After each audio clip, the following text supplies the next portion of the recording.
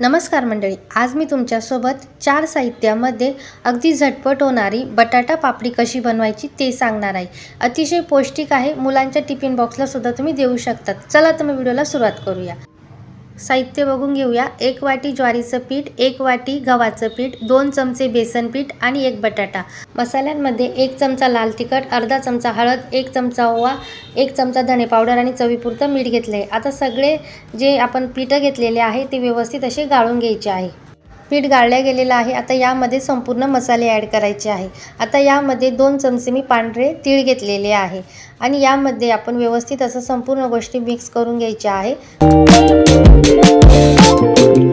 आता यामध्ये 2 चमचे गाईचं शुद्ध तूप घालायचं आहे। तुपाने छान अशी बाइंडिंग येते आणि आपली जी पापडी असणार आहे ती खूप खुसखुशीत होते, त्यामुळे आपण येथे तूप घालायचं आहे। आता यामध्ये ना एक छोटासा बटाटा घालायचा आहे बारीक किसून। यामध्ये आपल्याला खूप जास्त बटाटे घालायचे नाही, तर पीठ आहे ना फिसकण्याचे चान्सेस असतात, त्याच्यामुळे ना एकच बटाटा घालायचा आहे। आणि एक महत्त्वपूर्ण टिप मी तुम्हाला येथे देणार आहे। लहान मुलांसाठी देणार असाल तर धने पावडर तुम्ही कमी प्रमाणात सुद्धा वापरू शकतात किंवा स्किपही करू शकतात। आता थोडं पाणी घालायचं आहे आणि एक कडक असा डो मळून घ्यायचा आहे। सुरुवातीला हा डो आपल्याला कडक मळायचा आहे, हे लक्षात घ्या।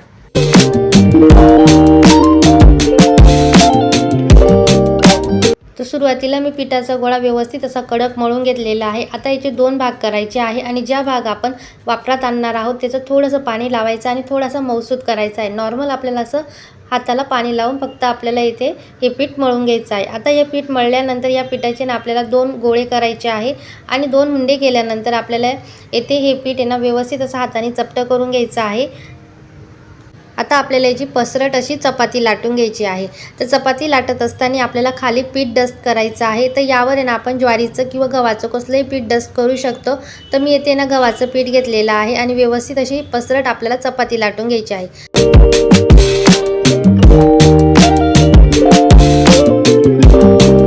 आपली पसरट अशी चपाती लाटल्या गेलेली आहे। आता एका छोट्याशा कटरनी कशाने तुम्ही येथे ना याच्या पुऱ्या पाडून घ्यायच्या आहे। तर मी येथे ना व्यवस्थित अशा याच्या पुऱ्या पाडून घेतलेल्या आहे। आता या पुऱ्यांना आपल्याला होल पाडायचे आहे। तर आपण डॉट्स वगैरे याच्यावर पाडू शकता, जेणेकरून या पुऱ्या तेलामध्ये टाकल्यानंतर छान अशा कडक होतील आणि या पापडीचं स्वरूप धरतील। आता एकीकडे ना व्यवस्थित असं तेल हलकं गरम केलेलं आहे आणि तेलामध्ये मी 4 पुऱ्या ॲड केलेल्या आहे। आता व्यवस्थित पद्धतीने दोन्ही साईडनी अलटी-पलटी करून घ्यायची आहे। सुरुवातीला गॅसची फ्लेम मी स्लो ठेवलेली आहे। स्लो फ्लेमवर आपल्याला व्यवस्थित अशा या पुऱ्या होऊ द्यायच्या आहे आणि याला ना आपल्याला पापडीचं स्वरूप द्यायचं आहे। आता व्यवस्थित अशा या दोन्ही साईडनी अलटी-पलटी केलेली आहे आणि छान अशा कुरकुरीत होईपर्यंत आपल्याला गॅसची फ्लेम थोडी स्लो ठेवायची आहे। मंद आचेवर दोन्ही साईडनी व्यवस्थित अशा होऊ द्यायच्या आहे। आता दोन्ही साईडनी छान अशा या खरपूस झालेल्या आहे। आता मी पुन्हा याला पलटी करून घेणार आहे आणि मी तुम्हाला फायनल असं रिझल्ट दाखवणार आहे।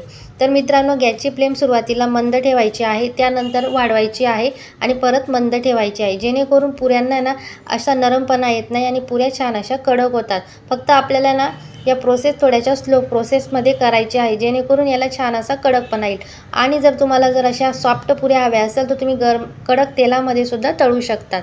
मी दोन्ही पद्धत तुम्हाला इथे सांगितलेली आहे, जी तुम्हाला सोयीस्कर पडेल ती करा। आता याच पद्धतीने मी सेकंड बॅच सुद्धा ॲड करून घेणार आहे आणि सेकंड बॅच सुद्धा तळून घेणार आहे।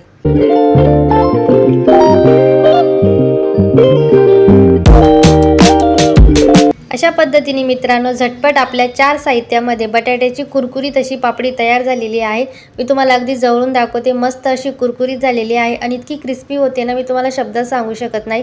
मी तुम्हाला काही तळण्याच्या टिप्स दिलेल्या आहेत, त्या फॉलो करा आणि मस्त अशी कुरकुरीत तुम्ही येथे बटाट्याची पापडी खाऊ शकतात। तर मित्रांनो, व्हिडिओ आवडले असेल तर लाईक करा, शेअर करा, कमेंट करा। चॅनलवरती नवीन असाल तर सबस्क्राईब करायला विसरू नका। धन्यवाद। रामकृष्ण।